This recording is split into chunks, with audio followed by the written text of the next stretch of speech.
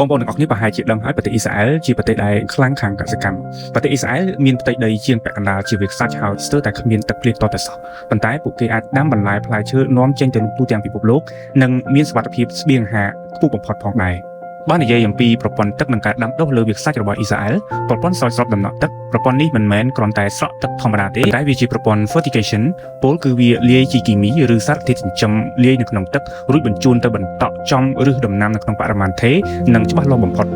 ការចម្រាញ់ទឹកសមុទ្រអ៊ីស្រាអែលមានរោងចក្រចម្រាញ់ទឹកសមុទ្រធំៗដែលបំលែងទឹកសមុទ្រមេឌីតេរ៉ាណេទៅជាទឹកសាបបច្ចុប្បន្នទឹកស្អាតប្រមាណ 80% សម្រាប់ប្រើប្រាស់នៅក្នុងផ្ទះនិងមួយផ្នែកធំនៅក្នុងកសិកម្មគឺបានមកពីទឹកសមុទ្រចម្រាញ់នេះឯងអ៊ីស្រាអែលក៏បានកែច្នៃទឹកលូឲ្យទៅជាទឹកសម្រាប់ប្រើប្រាស់នៅក្នុងវិស័យកសិកម្មផងដែរដែលគេហៅថា waste water recycling អ៊ីស្រាអែលនាំមុខគេលើពិភពលោកដោយកែច្នៃទឹកកខ្វក់ពីតាមផ្ទះនិងរោងចក្របានរហូតដល់ប្រហែល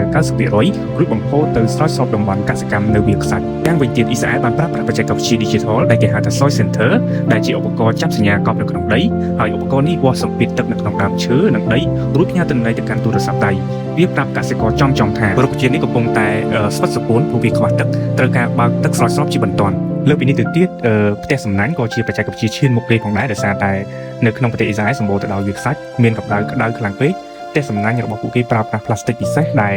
អាចចម្រោះពន្លឺព្រះអាទិត្យមិនឲ្យកម្ដៅចូលខ្លាំងពេកប៉ុន្តែរក្សាពន្លឺដែលរុក្ខជាតិត្រូវការសម្រាប់ធ្វើរស្មីសំយោគនិង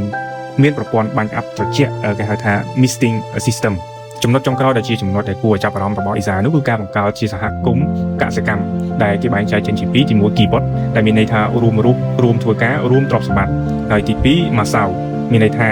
ដីដោយឡែកពីគ្នាប៉ុន្តែរួមគ្នារកស៊ីអញ្ចឹងទី1 keyboard បានន័យថាសមាជិកទាំងអស់ធ្វើការឲ្យកសិដ្ឋានរួម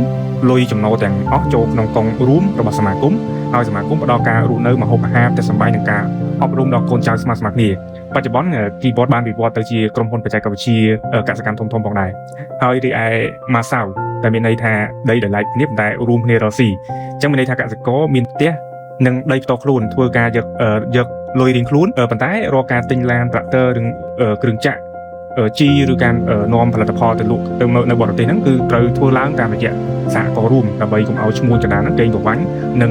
ទិញសម្ភារៈបាននៅក្នុងតម្លៃបោះដុំជារួមអ៊ីស្រាអែលបានបង្ហាញឲ្យយើងដឹងថាប្រទេសអ៊ីស្រាអែលជាប្រទេសមួយដែលមិនមានដីកសិកម្មអំណោយផលទេប៉ុន្តែអ៊ីស្រាអែលអាចធ្វើបានដែលអ៊ីស្រាអែលជាប្រទេសដែលឈានមុខគេទៅលើវិស័យកសិកម្មហើយអ៊ីស្រាអែលមិនបានប្រើលេសថាប្រទេសខ្លួនហ្នឹងមិនមានដីល្អឬក៏មិនមានទឹកអីទេប៉ុន្តែអ៊ីស្រាអែលបានជំនះរាល់ឧបសគ្គដោយការប្រើបញ្ញាអញ្ចឹងជាគំរូល្អណាស់សម្រាប់ប្រទេសដទៃទៀតកុំយកលេស